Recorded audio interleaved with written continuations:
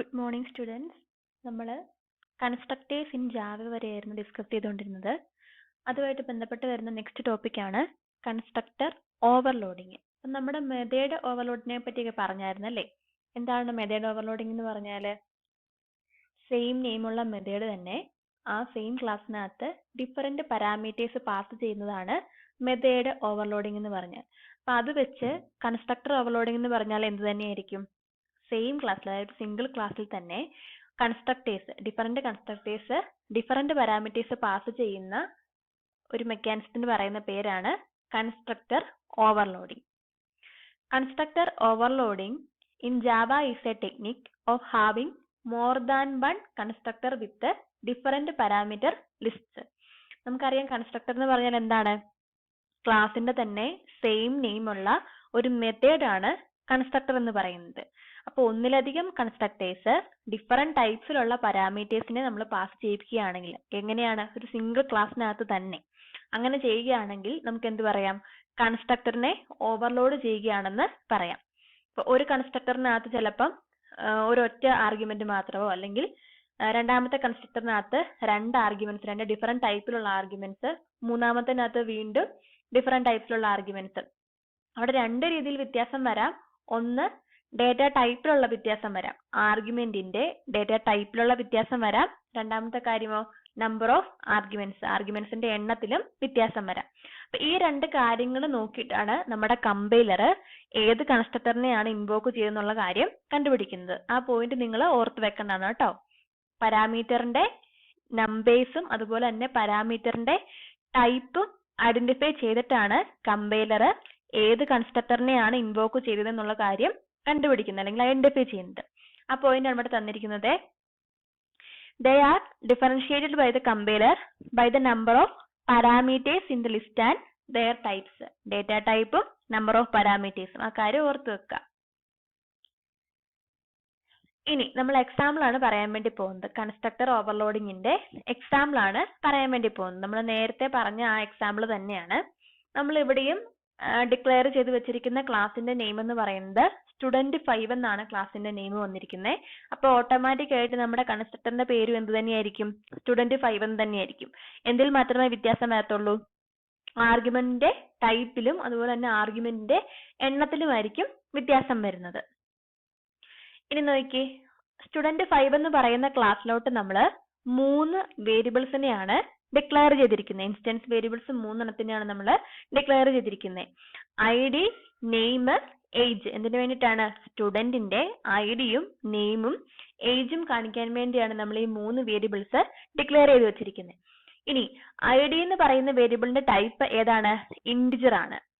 Name എന്ന് പറയുന്നതിന്റെ type ഏതാണ്? സ്ട്രിംഗ് ആണ്.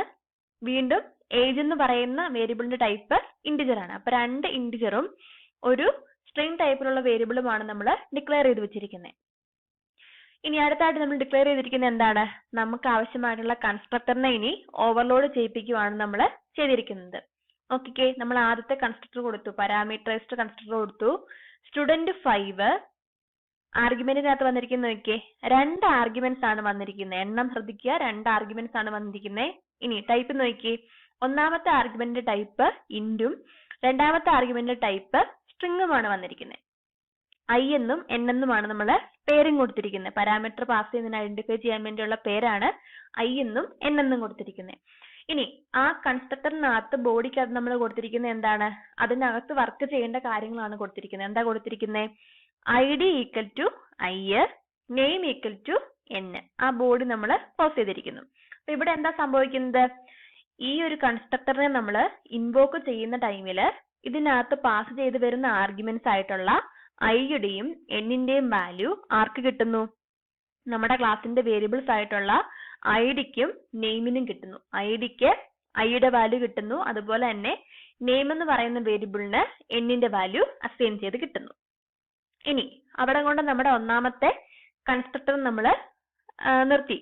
രണ്ടാമത്തെ കൺസ്ട്രക്ടർ എടുക്കുകയാണ്, സ്റ്റുഡന്റ് 5 എന്ന് പറയുന്നത്. അതായത് ക്ലാസിന്റെ സെയിം നെയിം തന്നെയുള്ള കൺസ്ട്രക്ടർ രണ്ടാമത്തെ നമ്മൾ എടുത്തു. അവിടെ ശ്രദ്ധിക്കുക, ആർഗ്യുമെന്റും അതുപോലെ തന്നെ ആർഗ്യുമെന്റിന്റെ എണ്ണവും ടൈപ്പും നോക്കുക. ഒരു ഇന്റിജറിലുള്ള ആർഗ്യുമെന്റ് ആദ്യം വന്നിരിക്കുന്നു, രണ്ടാമത് സ്ട്രിങ്ങിലുള്ള ഒരെണ്ണം, മൂന്നാമത് വീണ്ടും ഒരു ഇന്റിജർ ആണ് വന്നിരിക്കുന്നത്. ഇനി നോക്കിയേ, ഇത് രണ്ടും തമ്മിൽ കമ്പയർ ചെയ്ത് നോക്കിയേ. ഒന്നാമത്തെ കൺസ്ട്രക്ടറിനകത്ത് ഒരു ഇന്റിജറും ഒരു സ്ട്രിങ്ങുമായിരുന്നു ആർഗ്യുമെന്റ്. രണ്ടാമത്തെ കൺസ്ട്രക്ടറിനകത്ത് വന്നപ്പോഴോ 2 ഇന്റിജേഴ്സും അതുപോലെ തന്നെ ഒരു സ്ട്രിങ്ങുമാണ് ആർഗ്യുമെന്റ്. അപ്പൊ അവിടെ തന്നെ വ്യത്യാസം വന്നല്ലേ, എണ്ണത്തിൽ വ്യത്യാസം വന്നു, അതുപോലെ തന്നെ ടൈപ്പിലും വ്യത്യാസം വന്നിട്ടുണ്ട്. അപ്പൊ ഈ 2 കാര്യങ്ങൾ നോക്കിയിട്ടാണ് നമ്മുടെ കമ്പൈലർ ഏത് കൺസ്ട്രക്ടറിനെയാണ് ഇൻവോക്ക് ചെയ്യുന്നുള്ള കാര്യം ഐഡന്റിഫൈ ചെയ്യുന്നത്. ഇനി ഇവിടെയും എന്താണ് സംഭവിക്കുന്നത്, ബോഡിക്കകത്ത് കൊടുത്തിരിക്കുന്ന കാര്യങ്ങൾ നോക്കിയേ.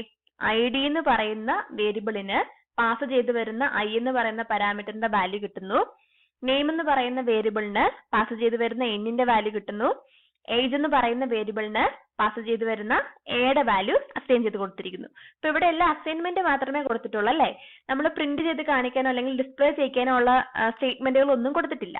അപ്പൊ അവിടെ അത് നമ്മൾ എവിടെയാണ് ചെയ്തിരിക്കുന്നത്, നമുക്ക് നോക്കാം. ഈ കൺസ്ട്രക്ടർ നമ്മൾ ക്ലോസ് ചെയ്തു, അത് കഴിഞ്ഞ് ഇവിടെ ഒരു മെത്തേഡ് കൊടുത്തിരിക്കുന്നത് കണ്ടോ, ഡിസ്പ്ലേ എന്ന് പറഞ്ഞിട്ടാണ് മെത്തേഡിന്റെ നെയിം വരുന്നത്. റിട്ടേൺ ടൈപ്പ് എന്താണ്, വോയിഡ് ആണ്, അതായത് വാല്യൂ ഒന്നും റിട്ടേൺ ചെയ്യുന്നില്ല.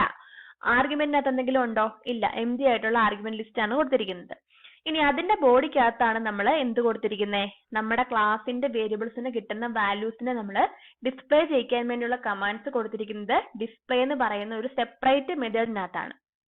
നോക്കിയേ, system dot out dot print എല്ലിനകത്ത് നമ്മൾ എന്തൊക്കെയാണ് കൊടുത്തിരിക്കുന്നത്, ഐഡിയുടെ വാല്യൂ പ്രിന്റ് ചെയ്യാൻ കൊടുത്തു, അതുപോലെ തന്നെ നെയിമിന്റെ വാല്യൂ പ്രിന്റ് ചെയ്യാൻ കൊടുത്തു, അതുപോലെ ഏജിന്റെ വാല്യൂ പ്രിന്റ് ചെയ്യാൻ കൊടുത്തു. അപ്പൊ ഇവിടെ ഇടയ്ക്ക് സ്പേസ് വരാൻ വേണ്ടിയാണ് നമ്മൾ ഡബിൾ കോഡ്സ് ഇട്ടിരിക്കുന്നത്. പിന്നെ ഈ പ്ലസ് കൊടുത്തിരിക്കുന്നത് എന്തിനാന്നാ പറഞ്ഞത്, കോൺകാറ്റിനേറ്റ് ചെയ്ത് ഈ 3 എണ്ണത്തിന്റെയും കൂടെ വാല്യൂ ഒരൊറ്റ ലൈനിൽ വരാൻ വേണ്ടിയാണ് നമ്മൾ ഈ പ്ലസ് കൊടുത്ത് കോൺകാറ്റിനേറ്റ് ചെയ്തിരിക്കുന്നത്. അപ്പൊ ഇത്രയും കാര്യങ്ങളാണ് നമ്മൾ ക്ലാസ്സിനകത്ത് ചെയ്തിരിക്കുന്ന കാര്യങ്ങൾ. ഇത് നമ്മൾ എങ്ങോട്ടാ വരുന്നത്, ഈ ക്ലാസ്സിനകത്തെ കാര്യങ്ങൾ അല്ലെങ്കിൽ കൺസ്ട്രക്ടറിനെയും മെത്തേഡിനെയും ഒക്കെ വർക്ക് ചെയ്യിപ്പിക്കണമെങ്കിൽ നമ്മൾ ഒബ്ജക്റ്റ് ക്രിയേറ്റ് ചെയ്ത് ആ ഒബ്ജക്റ്റ് കൊണ്ട് മെത്തേഡിനെ കോൾ ചെയ്യണം. അതുപോലെ തന്നെ ഒബ്ജക്റ്റ് ക്രിയേറ്റ് ചെയ്യുമ്പോൾ തന്നെയാണ് നമ്മുടെ കൺസ്ട്രക്ടർ ഇൻവോക്ക് ആവുന്നുള്ള കാര്യം നമുക്കറിയാം. ഇനി നമ്മൾ ചെയ്യാൻ വേണ്ടി പോകുന്നത് ആ കാര്യങ്ങളാണ്. അപ്പൊ അതിനുവേണ്ടി നമ്മൾ എന്ത് ചെയ്തു, നമ്മുടെ മെയിൻ മെത്തേഡിനെ നമ്മൾ ഡിഫൈൻ ചെയ്തിരിക്കുക അല്ലെങ്കിൽ ഡിക്ലെയർ ചെയ്തിരിക്കുകയാണ്. പബ്ലിക് സ്റ്റാറ്റിക് വോയിഡ് മെയിൻ, അതിന്റെ ആർഗ്യുമെന്റ്. ഇനി നമ്മൾ എന്താ കൊടുത്തിരിക്കുന്നത്, നമ്മുടെ ക്ലാസ്സിന് കറസ്പോണ്ടിങ് ആയിട്ടുള്ള ഒബ്ജക്റ്റ് നമ്മൾ ക്രിയേറ്റ് ചെയ്യണം. അപ്പൊ ഇവിടെ നോക്കിയേ, ഒന്നാമത്തെ ഒബ്ജക്റ്റ് ആണ് S1 എന്ന് പറയുന്നത്. Student 5 S1 equal to new student 5 of, പിന്നെ വാല്യൂ 2 വാല്യൂസ് ആണ് കൊടുത്തിരിക്കുന്നത്. അപ്പൊ നോക്കുക, ഒന്നാമത്തെ ഒബ്ജക്റ്റുമായിട്ട് അസോസിയേറ്റ് ചെയ്ത് വന്നിരിക്കുന്ന കൺസ്ട്രക്ടറിന്, പാരാമീറ്ററൈസ്ഡ് കൺസ്ട്രക്ടറിന് എത്ര ആർഗ്യുമെന്റ്സ് ആണെന്ന് നോക്കി, 2 ആർഗ്യുമെന്റ്സ് ആണ് വന്നിരിക്കുന്നത്. അതിൽ തന്നെ ഒന്നാമത്തത് നമ്പറും രണ്ടാമത്തത് സ്ട്രിങ്ങുമാണ്. അപ്പൊ തന്നെ ഏത് കൺസ്ട്രക്ടറിനെ ആയിരിക്കും നമ്മൾ ഇൻവോക്ക് ചെയ്യേണ്ടത്, കമ്പൈലർ ഈ ടൈമിലാണ് ചെക്ക് ചെയ്യുന്നത് ആ ആർഗ്യുമെന്റ്സിന്റെ എണ്ണവും അതുപോലെ തന്നെ ടൈപ്പും മാച്ച് ആയിട്ട് വരുന്ന ഡെഫിനിഷൻ എവിടെയാണ് കിടക്കുന്നത് നോക്കുന്നു. എന്നിട്ട് അതിനുശേഷം ആ ബോഡി ആയിരിക്കും എക്സിക്യൂട്ട് ആവുന്നത്. അപ്പൊ ഈ കോള് വരുമ്പോൾ തന്നെ എവിടെ പോകും നമ്മുടെ കമ്പൈലർ, ഇവിടെ കൊടുത്തിരിക്കുന്ന കൺസ്ട്രക്ടേഴ്സിൽ ഏതിന്റെ ഡെഫിനിഷനുമായിട്ടാണ് ഈ ഒരു കോള് മാച്ച് ആവുന്നതെന്ന് നോക്കുന്നു. അതായത് ഫസ്റ്റ് 1 ഇന്റിജറും രണ്ടാമത്തെ സ്ട്രിങ്ങും ആയിരിക്കണം. അങ്ങനെ 2 ആർഗ്യുമെന്റ്സ് ഉള്ള കൺസ്ട്രക്ടർ ഏതാണെന്ന് നോക്കുന്നു, അങ്ങോട്ട് കൺട്രോൾ പോകുന്നു, അതിനകത്ത് ബോഡി എക്സിക്യൂട്ട് ചെയ്യുന്നു. അപ്പൊ ഇത് എക്സിക്യൂട്ട് ചെയ്യുന്ന സമയത്ത് ഈ ഐക്ക് 111 എന്ന് പറയുന്ന വാല്യൂവും സ്ട്രിങ് എന്നിന് കരൺ എന്ന് പറയുന്ന വാല്യൂമാണ് കിട്ടുന്നത്. അപ്പൊ അത് ഓട്ടോമാറ്റിക് ആയിട്ട് ആർക്ക് കിട്ടും, ഐയുടെ വാല്യൂ ഐഡിക്ക് കിട്ടും, എന്നിന്റെ വാല്യൂ നെയിമിനും കിട്ടും. അപ്പൊ നെയിം ഓട്ടോമാറ്റിക് ആയിട്ട് കരൺ ആവുന്നു, ഐഡിയുടെ വാല്യൂ ഓട്ടോമാറ്റിക് ആയിട്ട് 111 ആവുന്നു. അതങ്ങനെ നമ്മൾ സ്റ്റോർ ചെയ്ത് വെച്ചു. ഇനി നമ്മുടെ രണ്ടാമത്തെ ഒബ്ജക്റ്റ് ക്രിയേറ്റ് ചെയ്യുകയാണ് S2 എന്ന് പറഞ്ഞിട്ട്. അപ്പൊ അതുമായിട്ട് അസോസിയേറ്റ് ചെയ്ത് നിൽക്കുന്ന പാരാമീറ്ററൈസ്ഡ് കൺസ്ട്രക്ടറിന്റെ വാല്യൂസ് എന്തൊക്കെയാണെന്ന് നോക്കിയേ, 222, ആര്യൻ 25. അപ്പൊ നോക്കിയേ, 2 ഇന്റിജേഴ്സും ഒരു സ്ട്രിങ്ങുമാണ് ആർഗ്യുമെന്റ് ആയിട്ട് വന്നിരിക്കുന്നത്. അപ്പൊ നമ്മുടെ കമ്പൈലർ എന്ത് ചെയ്യും, ഈ കോളുമായിട്ട് മാച്ച് ആവുന്ന ഏത് ഡെഫിനിഷൻ ആണെന്നുള്ള കാര്യം ചെക്ക് ചെയ്യുന്നു. അങ്ങനെ ചെക്ക് ചെയ്യുമ്പോൾ മാച്ചായി കിട്ടുന്ന ഏതാണ്, ഈ ഒരു സ്റ്റേറ്റ്മെന്റ് ആണ് മാച്ചായിട്ട് കിട്ടുന്നത്. അതായത് 2 ഇന്റിജേഴ്സും അതുപോലെ തന്നെ സ്ട്രിംഗ് ടൈപ്പിലുള്ള ഒരെണ്ണമുള്ള സ്റ്റേറ്റ്മെന്റ് ഏതാണെന്ന് നോക്കുന്നു, അത് മാച്ചായിട്ട് കിട്ടുന്നു. ഓട്ടോമാറ്റിക് ആയിട്ട് ഐക്ക് ഏത് വാല്യൂ കിട്ടും, 222 എന്ന് പറയുന്ന വാല്യൂ കിട്ടുന്നു. എന്നിന് ആര്യൻ എന്നുള്ള വാല്യൂ കിട്ടുന്നു. എക്ക് 25 എന്നുള്ള വാല്യൂ കിട്ടുന്നു. അപ്പൊ ഈ കിട്ടിയിരിക്കുന്ന വാല്യൂ നമ്മൾ എങ്ങോട്ട് അസൈൻ ചെയ്ത് കൊടുക്കുന്നത്, നമ്മുടെ ക്ലാസിന്റെ വേരിയബിൾസിന് നമ്മൾ അസൈൻ ചെയ്ത് കൊടുക്കുകയാണ്. അങ്ങനെ വരുമ്പം ഐഡിക്ക് 222 എന്നുള്ള വാല്യൂ കിട്ടുന്നു, നെയിമിന് ആര്യൻ എന്നുള്ള വാല്യൂ കിട്ടുന്നു, ഏജിന് 25 എന്നുള്ള വാല്യൂ കിട്ടുന്നു. ഇനിയാണ് നമ്മൾ ഇതിനെ ഡിസ്പ്ലേ ചെയ്യിക്കുന്നത്.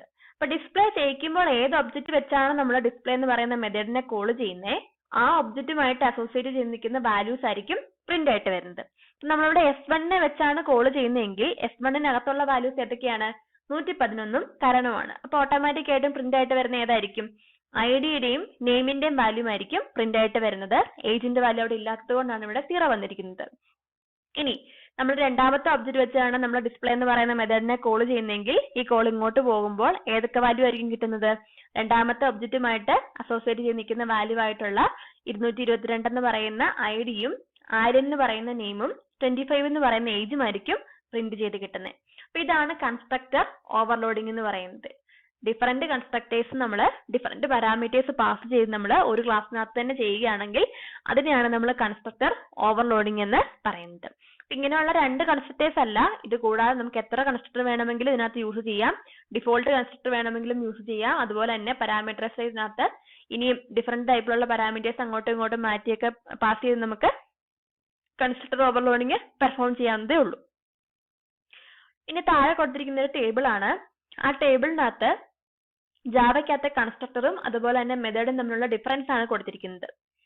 ഒന്നാമത്തെ പോയിന്റിനകത്ത് പറഞ്ഞിരിക്കുന്ന കാര്യം എന്ന് പറഞ്ഞാല് കൺസ്ട്രക്ടർ എന്ന് പറഞ്ഞാൽ നമ്മളൊരു ഒബ്ജക്റ്റ് യൂസ് ചെയ്തിട്ട് അല്ലെങ്കിൽ ഒബ്ജക്റ്റിന് വാല്യൂ ഇനിഷ്യലൈസ് ചെയ്യാൻ വേണ്ടിയാണ് നമ്മൾ കൺസ്ട്രക്ടർ യൂസ് ചെയ്യുന്നത്.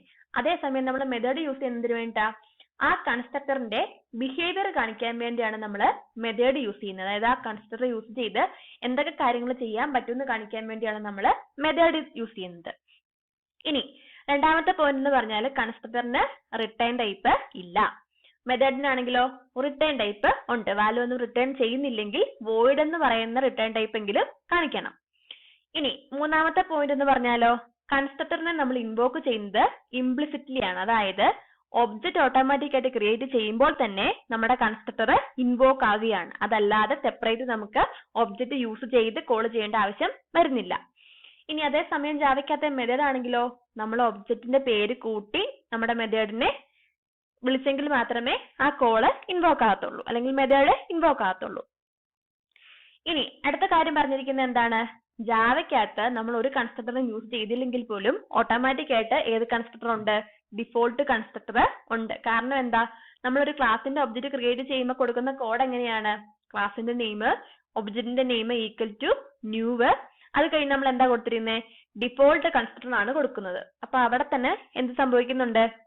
നമ്മൾ ക്ലാസ്സിനകത്ത് കൺസ്ട്രക്ടർ യൂസ് ചെയ്തില്ലെങ്കിൽ പോലും ഓട്ടോമാറ്റിക് ആയിട്ട് അവിടെ ഒരു ഡിഫോൾട്ട് കൺസ്ട്രക്ടർ ഉണ്ടാവുന്നുണ്ട്. പക്ഷേ മെത്തേഡിന്റെ കാര്യത്തിൽ അങ്ങനെ സംഭവിക്കുന്നില്ല. മെത്തേഡ് നമുക്ക് വേണമെങ്കിൽ നമ്മൾ അതിനെ ഡിഫൈൻ ചെയ്യണം. അതുപോലെ തന്നെ അതിനെ ഒബ്ജക്റ്റ് യൂസ് ചെയ്ത് ഇൻവോക്ക് ചെയ്തെങ്കിൽ മാത്രമേ മെത്തേഡ് നമുക്ക് യൂസ് ചെയ്യാനായിട്ട് പറ്റത്തുള്ളൂ. ഇനി അടുത്ത പോയിന്റ് എന്ന് പറയുന്നത് എന്താണ്? കൺസ്ട്രക്ടർ എന്ന് പറഞ്ഞാല് ക്ലാസിന്റെ സെയിം നെയിം തന്നെയുള്ള മെത്തേഡ് ആയിരിക്കണം. പക്ഷേ ജാവയ്ക്കകത്തെ നോർമൽ ആയിട്ടുള്ള ഒരു മെത്തേഡ് എന്ന് പറഞ്ഞാലോ ക്ലാസിന്റെ നെയിം ആയിരിക്കത്തില്ല, മറ്റേതെങ്കിലും നെയിമിലായിരിക്കും ആ മെത്തേഡുകളെല്ലാം വരുന്നത്. ഓരോ മെത്തേഡിനും ഓരോ നെയിം, അങ്ങനെ യൂസറിന് ഇഷ്ടമുള്ള പേരുകൾ ആ മെത്തേഡിന് കൊടുക്കാം. അപ്പൊ ഇത്രയുമാണ് ജാവയ്ക്കകത്തെ കൺസ്ട്രക്ടറും ജാവയ്ക്കകത്തെ മെത്തേഡും തമ്മിലുള്ള ഡിഫറൻസസ്. അപ്പൊ ഇത് നിങ്ങളൊന്ന് ഓർത്തു വെക്കുക.